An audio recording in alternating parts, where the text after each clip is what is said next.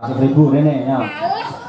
Ya ampun, aku yang melek to ya. Oke sih, mawar kuning saged? Saged. Mriki kula luman ya karo wong-wong nggih. Matur nuwun Pak Dareng. Mas Dareng, Dareng. mawar kuning saged? Mboten. Nggih pun, nggih. Mang Brongos mriku. Masalah, terayo nasib kelek sobek yang ini kira masalah. Yang penting kula tesih hoping kali bawa sekuwung ya. Mawar kuning, mawar adalah bunga yang indah merekah, kuning adalah emas. Semoga bersih desa Kedung Banteng tahun 2026 menjadi indah merekah menuju zaman keemasan. Terus.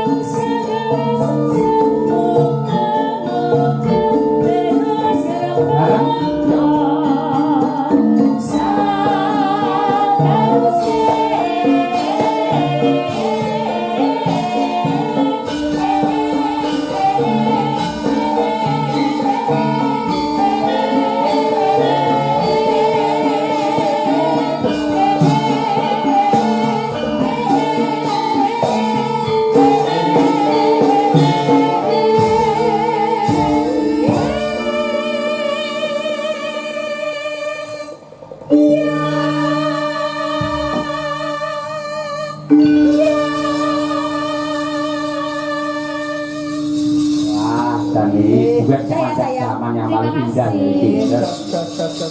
Nuwun, matur nuwun. Kaya ngono kuwi lho Mas Gareng, indah seni budaya iki kaya ngono kuwi. Kula ditresnani dulur wonten ing Laladan Kedung Banteng. Nggih. Wong kuna diarani keserasian di antara kita dan kita. Leres. Kula bersih desa iki dienekne sedaya masyarakat Kedung Banteng mangke kawilujengan kebagaswarasan, slamet donya, slamet akhirat, kabeh usahane iso lancar. Ora ana bebendu, ora ana mala sing tumiba marang sapa wae. Leres. Mila bersih desa menika kejawi atur hormat dumateng para leluhur ingkang jabat wonten ing Dung Banteng. Dan yang terpenting adalah wujud syukur kepada Gusti ingkang nyipta jagat. Yang ketiga nenggih melestarikan budaya dan ajang silaturahim. Menawi bersih desa ngeten iki mbuh agamane apa, mbuh golongane apa, mbuh biyen nyoblos apa, ning yen wis kumpul dadi sak lapangan anane mung seneng ndonga bareng untuk kesejahteraan warga masyarakat Dung Banteng.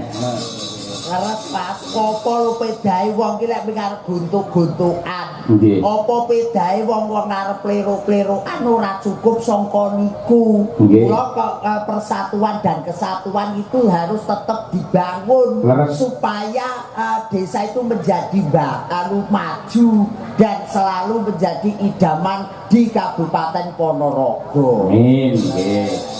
Menika kathah sanget nawala ingkang tumibeng kangkon Mas Gareng. Nggih, Pak Cahyo. Saka katresnanipun sedaya para warga. Dari PJ Kepala Desa Dung Banteng Bapak Soni Saifullah SE ngersakake lagu Pepeling kalian gala-gala. Dari BPD Desa Kedung Banteng ngersakake lelagon Ninggal Katresnan. Dari perangkat Desa Kedung Banteng request lagu Gadis Manis Kalimantan. Niku prawan Kalimantan. Iya. Kali negara angin apa ya? Niki negara angin. Oh, negara angin. Jadi duka niku kula dhewe nggih boten mesti.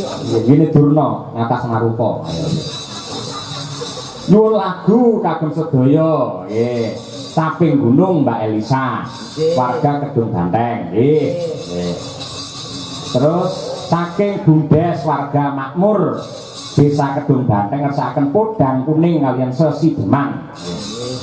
Dari Bapak BPD Kedung Banteng kepada YTH Bapak Dalang kami mohon gending Kidung Wahyu Kolosibo kalian Kapilut dipun aturaken dumateng sedaya lembaga desa lan warga masyarakat Kedung Banteng. Semoga ayem tentrem dan guyub rukun. Amin. Terima kasih BPD Kedung Banteng. Nggih, menika mboten salah niku adikipun Pak Karyono. Oh nggih ta? Nggih. Oh nggih. Nggih.